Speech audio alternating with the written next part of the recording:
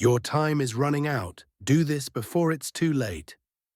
In the quiet town of Kire, nestled among the red earth roads and swaying palm trees of southwest Nigeria, lived a man called Ayo Kunle. Known by many simply as Ayo, he was once full of dreams: to become an architect, to design buildings that told stories, and to lift his family out of poverty. But years had passed.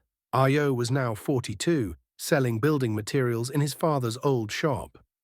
Every morning, he would sit in front of the store, watching the sun rise behind the hills, sipping lukewarm pap.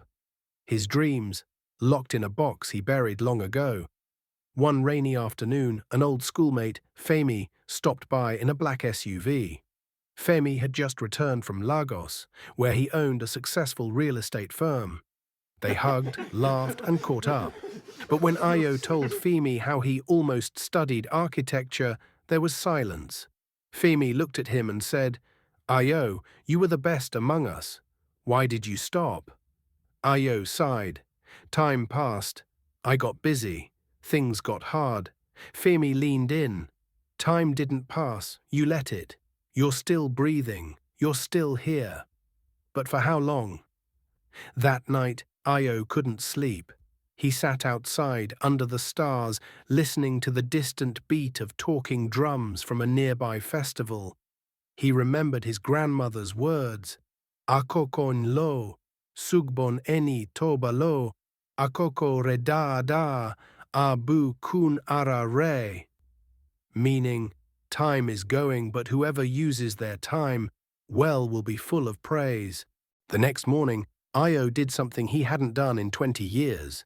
He drew, not for work, for himself. He sketched buildings with Yoruba motifs, inspired by palaces in Yo and the traditional compounds of Jebu.